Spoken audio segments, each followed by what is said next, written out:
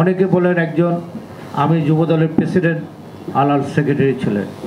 25তম রজত জয়ন্তী অনুষ্ঠানে বাংলাদেশের একজন বিখ্যাত মনীষীর লেখা আনতে গিয়েছিলাম সেই স্মরণিকায়।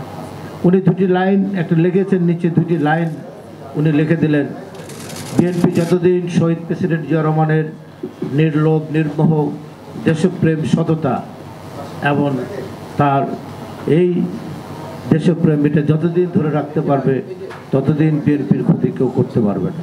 আর এর থেকে যদি বিএনপি বিচ্যুত হয় তাহলে বিএনপিকে বাঁচানোর জন্য অন্য কোনো বিকল্প রাস্তাও থাকবে না।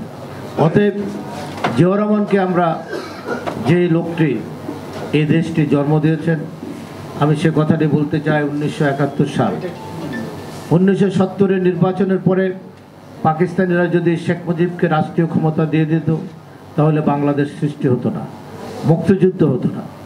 শেখ মুজিব বারবার আলোচনা করেছেন, বারবার বাংলাদেশের পাকিস্তানের প্রধানমন্ত্রী হওয়ার জন্য শেষ পর্যন্ত যে প্রস্তাবটি শেখ মুজিব এবং পাকিস্তানের তরফ থেকে এসেছিল সেটা হলো পুরো পাকিস্তানের প্রধানমন্ত্রী শেখ মুজিব, পশ্চিম পাকিস্তানের প্রধানমন্ত্রী জুলফিকার আলী ভুট্টো আর সেনাপ্রধান রাষ্ট্রপতি ইয়াহিয়া খান পাকিস্তানের রাষ্ট্রপতি হিসেবে থাকবে।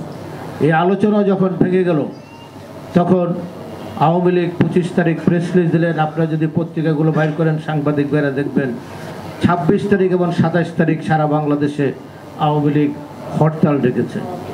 আরেকটি আছে তাজউদ্দিন সাহেব, যিনি 9 মাস এই মুক্তিযুদ্ধের সময়কালীন সরকার প্রধানমন্ত্রী ছিলেন, তার মেয়ে একটি বই লিখেছেন ঐতিহাসিক। সেই বইতে আওয়ামী লীগ ক্ষমতা থাকা অবস্থায় বিদেশের থেকে বই লিখেছেন।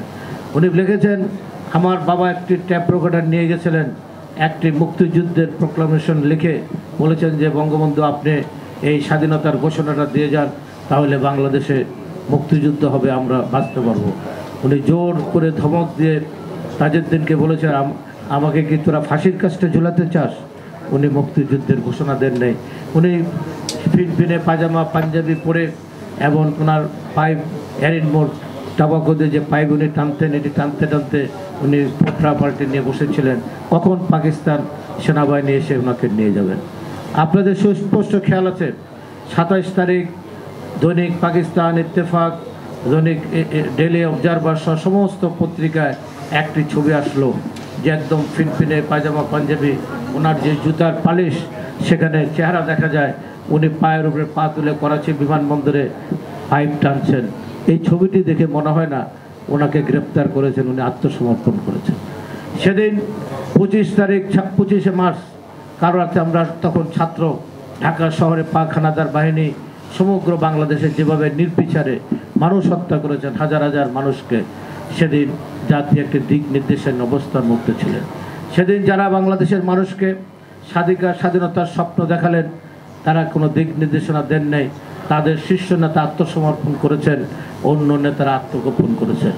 25 তারিখ মধ্যরাত্রির পরে 26 তারিখ আসলো। বিপ্লব ময়দানের ড্রামের উপর দাঁড়িয়ে 8ম ইস্ট বেঙ্গল রেজিমেন্টের সকল বাঙালি অফিসার সৈনিকদের নিয়ে জিয়া রহমান তার ঊর্ধ্বতন কর্মকর্তা কর্নেল জাঞ্জুয়াকে হত্যা করে ড্রামের উপর দাঁড়িয়ে বললেন, রিভোল্ট, আমরা পাকিস্তানিদের সাথে বিদ্রোহ করলাম। এবং 27 তারিখ চট্টগ্রাম কালুরঘাট বেতার কেন্দ্র থেকে উনি মহান স্বাধীনতার ঘোষণা দিয়েছেন।